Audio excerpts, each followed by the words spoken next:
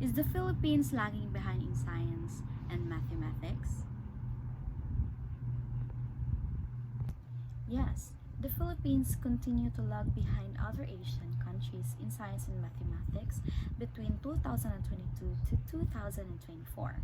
Evidence comes from international assessment like the Program for International Student Assessment or PISA and the Trends in International Mathematics and Science Studies, where Filipino students have consistently ranked lower than their counterparts.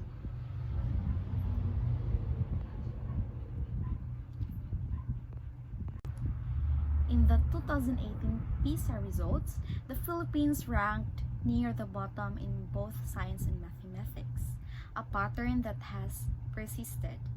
Key factors include outdated teaching methods, insufficient teacher training, lack of resources, and limited government investment in education, which have hindered progress compared to neighboring countries like Singapore, Japan, and South Korea.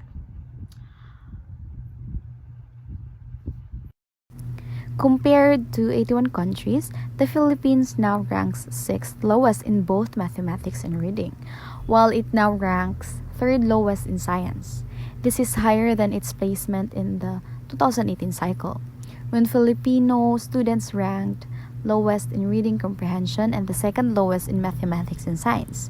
In mathematics, specifically, the Philippines ranked above countries like Cambodia and the Dominican Republic, but the countries like Palestine and Indonesia outperformed in the Philippines.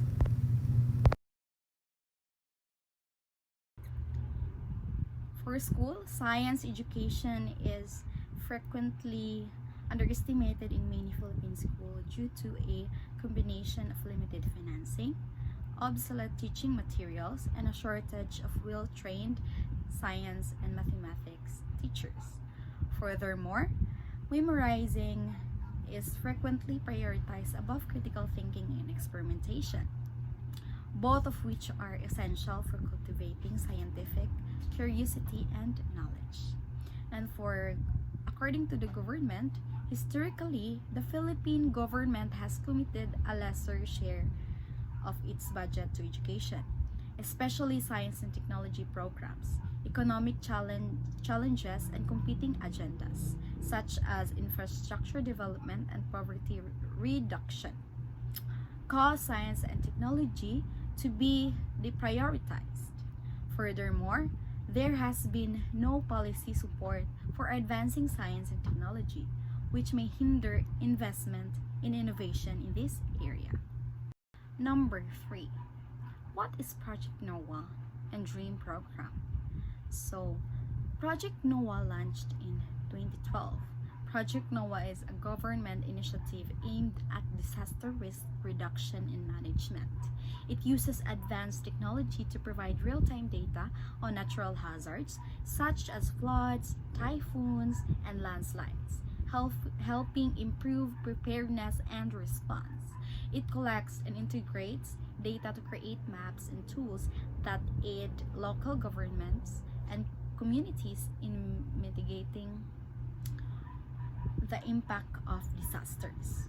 So the DREAM program is a component of Project NOAA, focusing on creating 3D maps of the Philippines' flood-prone areas using LiDAR, or light detection and ranging technology. The program aims to provide accurate data for flood, hazard modeling, urban planning, and disaster preparedness. Number 4. Why do many Filipino scientists work abroad? So according to my research, many Filipino scientists choose to practice their profession abroad due to research opportunities, higher salaries, and greater access to state-of-the technology and facilities.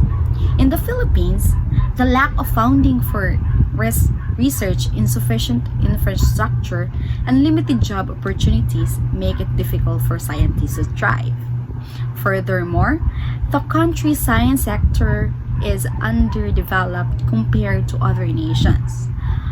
which may push talented individuals to seek career growth in countries where science and technology are more valued and supported. 5. The comparison of science and technology in developing and developed countries. A. Science and technology skills. In developed countries, there is higher emphasis on critical thinking, problem solving, and innovation in science and technology education. Skills are continually upgraded through access to global research, collaborations, and advanced learning platforms. While in developing countries, the focus is more on foundational skills with fewer opportunities for specialization and innovation. B. Materials and equipments in developed countries and developing countries. So, developed countries often have well-equipped laboratories and access to cutting-edge technologies, facilitating sophisticated research and innovations. In contrast, developing countries frequently face obsolete or insufficient materials and equipments, which limits the breadth of scientific studies and technological growth. C. Curriculum and teaching methodology. Developed countries often have dynamic research-driven curriculums that integrated the latest scientific and technological developments. Teaching methodology emphasize inquiry-based learning and problem solving. Developing countries, on the other hand, may still rely on rote memorization and traditional teaching methods, with slower curriculum updates due to limited resources. C. Curriculum and teaching methodology. Developed countries often have dynamic research-driven curriculums that integrated the latest scientific and technological developments. Teaching methodology emphasize inquiry-based learning and problem solving. Developing countries, on the other hand, may still rely on rote memorization and traditional teaching methods, with slower curriculum updates due to limited resources. D. Budgetary allocations and financial assistance. Developed countries invest significantly more in research and development, with both public and private sectors contributing to robust funding ecosystem. Developing countries face financial constraints with smaller budget for R&D and limited access to grants and funding for scientific projects.